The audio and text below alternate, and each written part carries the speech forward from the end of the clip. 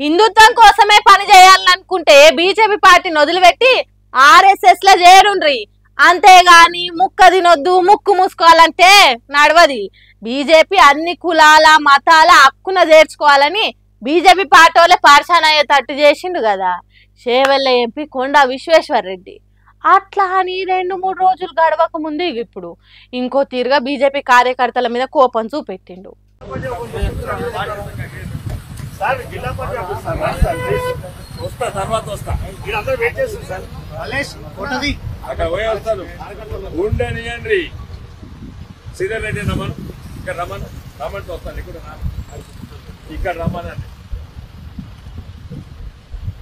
Sir జిల్లా party ఆఫీస్కు రాండ్రి sir అంటే వస్తా అన్నాడు. కార్యకర్తలు మీకోసం చూస్తున్నారు, వాళ్ళు అక్కడనే ఉన్నారు రాండ్రి సార్ అంటే ఉండనియండి అని గట్టిగా కోపంగా చెప్పిండు. శ్రీధర్ రెడ్డిని రమ్మను, ఇక్కడికంటే ఇక్కడికే రమ్మను అని రోడ్డు మీదకే పిలిపించుకొని పట్టిండు. ఎంపీ సార్ తీరు చూసి అక్కడున్న బీజేపీ పార్టీలకు కూడా కోపం వచ్చినట్టున్నది. ఎవరు చెప్పిన అయినారా సార్ మీరు, సెక్రటరీ చెప్తేనే వింటారా అంటే అంతే అవును అని మెడలున్న షాలో తీసి కార్ల వాడేసిండు. ఎవలేమన్నా అంటే అమాంతం మింగే అంత కోపంతో ఉన్నాడు. అంతేల్మే మీ కార్యకర్తలు వద్దా, వాళ్ళతో అవసరం లేదా అని వీళ్ళు కూడా భయపడకుండా గట్టిగానే అడిగినరు. ఇంకేమున్నది వీరావేశం బూనిండు విశ్వేశ్వర్ రెడ్డి. నాకు కార్యకర్తలు అవసరం లేదు, నాకు పార్టీయే అవసరం, ఇసోంటి నాశనం అవుతున్న పార్టీ అనే వరకు వీడియో అయిపోయింది. మరి ఆ తర్వాత ఇంకెంత కోపం చేసిండో బీజేపీ పార్టీ మీద, కార్యకర్తల మీద ఎంత ఫైర్ అయిండో.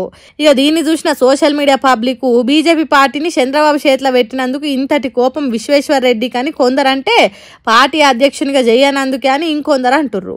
మరి కొందరైతే ఇంత బతికి ఆంధ్రోని చెప్పు చేతులలో ఉన్న ఏబిఎన్ ఛానల్కు కాపలా ఉండాల్సి వస్తున్నందుకే ఇంతటి కోపం అంటుర్రు. ఎవరు ఎన్ని తీర్లన్నా కార్యకర్తలను తక్కువ చేసినట్టు మాట్లాడు తప్పు అంటారు చాలా మంది. అది ఏ పార్టీ లీడర్ అయినా సరే, కార్యకర్త అనేటోడు కూలీ తీరుగా పార్టీ కోసం పనిచేస్తేనే పార్టీ నిలబడుతుంది, లీడర్లకు పదవులు వస్తాయి. అసొంటోళ్లను అక్కర తీరినాక వద్దన్నట్టు మాట్లాడు మంచిది కాదంటుర్రు. అయితే మాంసం తినొద్దనుడు, కులాలు మతాలకు కలుపుకోవాలనుడు, ఆర్ఎస్ల షేరుండ్రనుడు చూస్తుంటే విశ్వేశ్వర్ రెడ్డి తొందరలోనే బీజేపీ పార్టీని ఇడిచేటట్టు కొడుతుందని అంటున్నారు. చూడాలే ఎంపీ సాబు ఏం చేస్తాడో రంగారెడ్డి జిల్లా రాజకీయాలను. మీరు ఫైనల్ డెస్టినేషన్ సినిమా చూసిండ్రా? చూడనోళ్ళు ఒకసారి చూడుండ్రి. కానీ ఇప్పటికే చూసిన వాళ్ళకు ఆ సినిమాల రీల్స్ మీద ఉన్న సీన్లు ఇప్పుడు రియల్గా అనిపిస్తున్నాయి. అది ఎక్కడనో కాదు, మన దేశంలో డబల్ ఇంజన్ సర్కార్ నడుపుతున్న గుజరాత్ రాష్ట్రంలో ఒక్కొక్క సీన్ చూస్తుంటే ఒళ్ళుకు ముళ్ళు వస్తున్నాయి. చూడండి ఎంత ఘోరం జరిగిందో.